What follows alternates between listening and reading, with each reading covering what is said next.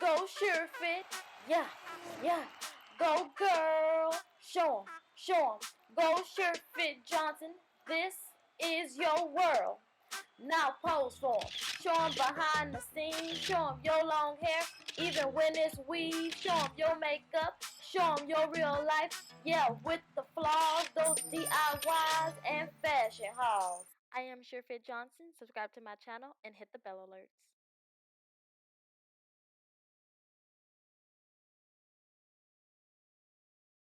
What is up, you guys? This is yours truly, SureFit Johnson, and I am coming to you with a video. That's what we do here on YouTube. No, I'm playing with y'all. But today's video is going to be about my hair type, and just how I identify in the natural hair community, and then also how I've grown out my hair over the years. So let's first get started with my hair type.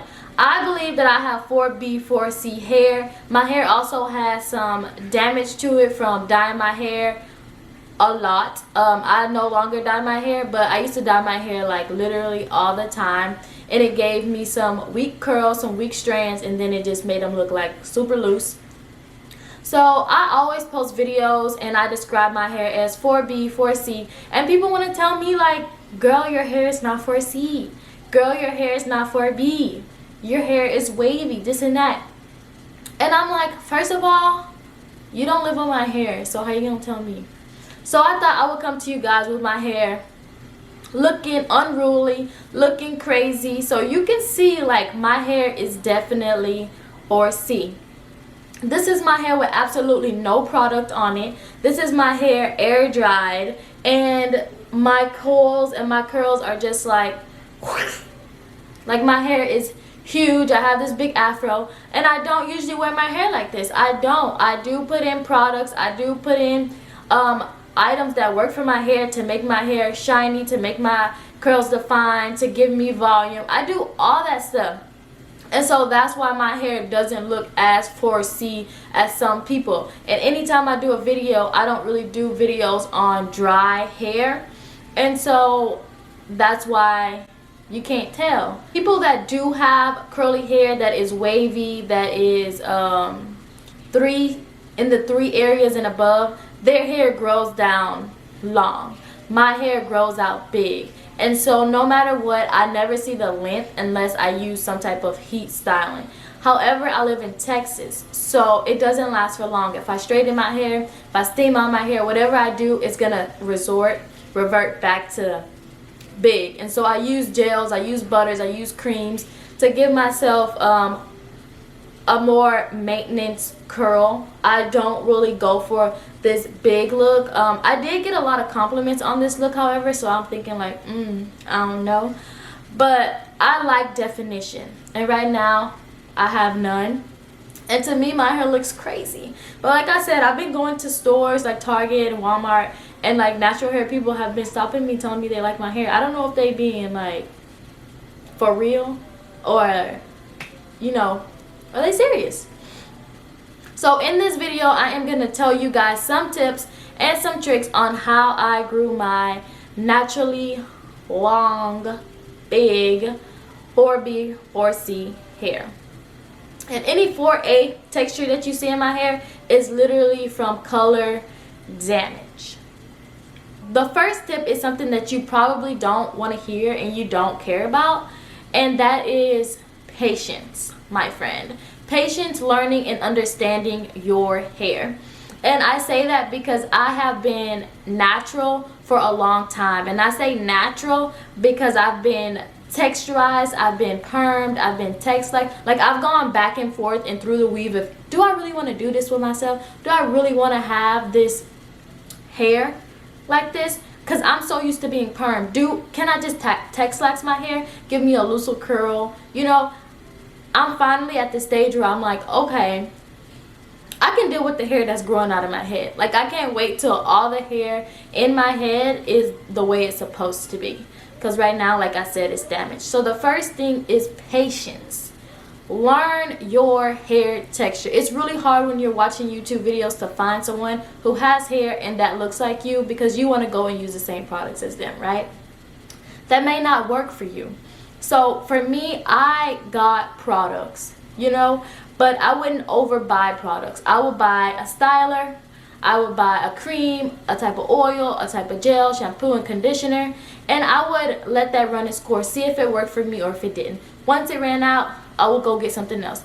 Okay, number 2 is retaining moisture. Because 4C hair is so dry, it can tend to be brittle, break, and fall off, which is why you think, hey, my hair is not growing. But in reality, it's because your hair has not retained moisture. And that goes back to being patient, like I said. You have to find out what products work for your hair.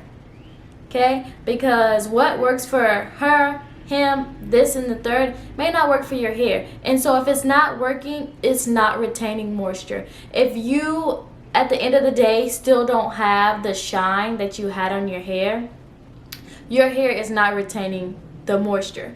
A lot of people like to use the lock method to help retain moisture, liquid oil and some type of cream, or leave-in oil and some type of cream.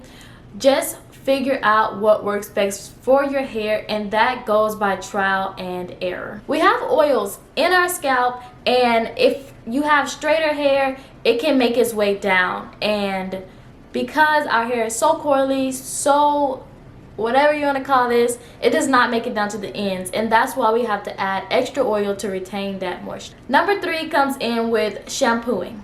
Personally, I am a co-wash type of girl, and I do not really shampoo. I can have a shampoo bottle last me for a whole 12 months, a whole entire year, because the only time I shampoo is when I feel a buildup on my hair. Typically that only happens across my edges, because I like to keep my edges laid. Right now you can't tell, but I like to keep my edges laid, and I will put gel, edge control, and all that stuff on my edges so I can have my little designs, my little swoops, my little baby hairs, my little edges, everything. And so I do shampoo like the front portion of my hair and maybe the nape if I had a bun and I added a lot of gel. But for the most part, I do not shampoo the ends of my hair. Maybe once a month, maybe I will add shampoo to the roots of my hair. But really, I don't shampoo, because shampoo strips your hair. Now, why would I add, or why would I use shampoo to strip my hair when my hair is already dry? I need that moisture. So that's why I go in and I just condition, okay? So number 4 is choosing a good conditioner for your hair. And like, again, this takes trial and error. I personally love I love Carol's Daughter conditioner. However, it is very expensive, so I have to find it at Ross, TJ Maxx, Marshalls, things like that, or else I'm not going online to buy it, because like I said, it's way too expensive. Another conditioner that I find very helpful for my hair is the Chi conditioner. I absolutely love it. I found it at Marshall's, and I did use it when I straightened my hair, but I found that it worked through my hair so well. It was very thick, and literally, when I tell you, it took me 15 minutes to detangle my hair and get it out through my hair. I was so shook and I was so amazed that I was like, okay, this is doing something for me. But if you want something like on the cheaper side, I would use Herbal Essences conditioners. They come in a big bottle, and they smell amazing, and they get the job done. Also, so does like Aussie Moist. So along with shampoo, conditioner, of course, you need to deep condition. We are trying to retain length. We are trying to retain moisture. So we need to condition and deep condition. That deep conditioner will penetrate your shaft, giving it that nice shine, helping your ends not to be so fragile and so delicate and break off. And I love to use hair mayonnaise, but I typically will go and find whatever is on the aisles. I don't have a specific something that I use. Every time, honestly, I go and I find something different. And I've been hair journey for at least a good 4 years, and I still don't have a staple product. And that tells you that A, my hair changes, B, nothing has been that good to me for me to say I'm gonna buy it again. I'm gonna buy it again, unless it's the price. If the price is low and I think it does a just job, I'll buy it again, but that doesn't mean I won't swap it out for something else from time to time. Your hair changes, it gets longer, it does its own thing, and so you need to be adjusting to your hair, not your hair adjusting to you. Detangling. I've seen people detangle their hair from roots to tip, and I wanted to cry. I wanted to cry. I've never in my life detangled my hair from root to tip. Never, ever, ever. Always from my ends up, because this is the part that really is tangled. This is the part that gets the double knots, the single knots intertwined with each other, and so it needs to be wet, it needs to have conditioner on it, and you need to have some type of tool. I like to use my fingers. A lot of people like detangling brushes. My fingers work just well for me, or a comb. But please make sure you are doing it from the ends to the top, and never, ever, ever detangle your hair dry.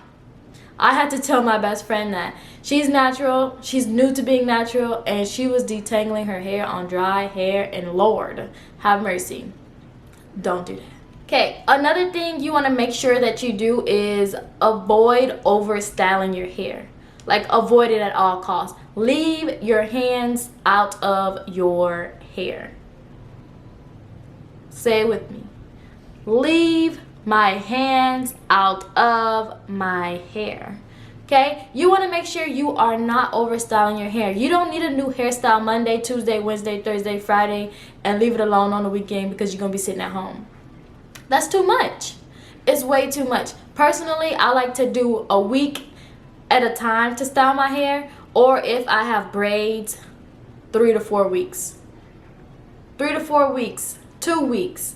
But every single day is not okay, because the more you touch your hair, the more breakage that occurs. Touching and styling your hair will lead to excess breakage, and we do not want that. Simple. We want to grow our hair long. We want people to be like, bundles. Is that your worth? Bundles. Right? Right. Which is protective styling. So you want to make sure you are not over styling, but you also want to make sure you are protective styling, and that can be with your natural hair. You want to make sure your ends are tucked as possible, whether that's twists, braids with your real hair, or with extension hair, whether you have weave, wigs, whatever the case may be.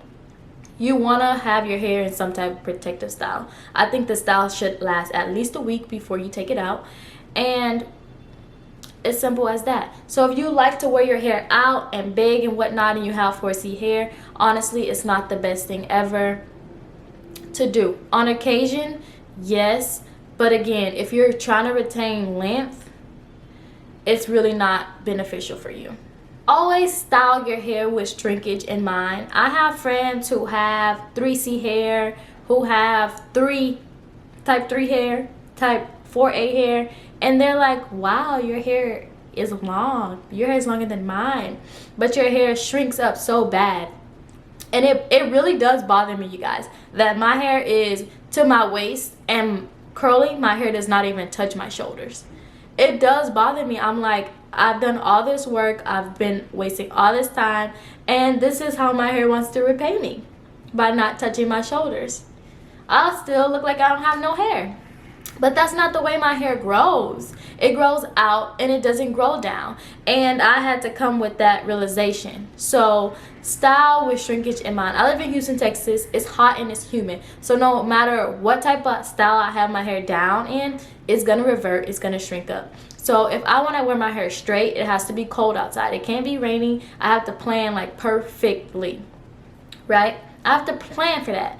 And the weatherman don't always know what he's talking about. So it's better if I just style my hair with shrinkage in mind, knowing that yes, I might stretch my hair with my blow dryer and my hair is extended out, it's touching my shoulders a little bit, but when I go outside, it's gonna be right back to this right here. They explore like heat-free styles, like twists and braids, braid out, bantu knots, things like that, because it'll keep your hair stretched, you know, a little bit, but it can still, you know, revert.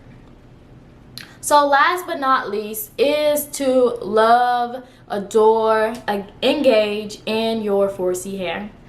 Until you learn this, you will be miserable as a natural. You will be. And I had to come to that realization myself. And this is why after I went natural from transitioning, I take slacks, because I was like, oh baby, my hair looks nappy. I don't look put together. I look a mess. And that is from a lot of cultural things as well. People telling you like natural is not cute, only if you have like soft, loose curls and you look mixed, you know, that's what's cute. And I mean, that's when I started my hair journey, and I was in high school. I've graduated college, so that's been over 8 years. And that takes time to develop within yourself, knowing that your hair is beautiful and you need to wear it and rock it however you so please, but also to be happy with your hair, because it's yours and you can change it, but it's better if you just, you know, love it, embrace it, and do exactly what you want to do to it. For me, how I've embraced my hair is kind of not wearing it like this. I don't wear my hair like this. I do put gels, so my hair comes like, it sits a little bit better. It's not in a huge afro. Also because I love definition, so that's not the only reason. Right now I have like absolutely no definition, and I love definition. Now if I can get definition and volume, I will be happy, to be honest. So guys, thank you so much for watching my video. I hope that I could inspire you in some way, shape, or form to keep going on your natural hair journey. A lot of my friends come to me and they ask me about how to go natural, how to start their journey, how to transition, etc., etc. So if you have any questions like that for me, leave it down in the comment section. I'll be happy to respond to you, no problemo. And until next time, you guys, peace.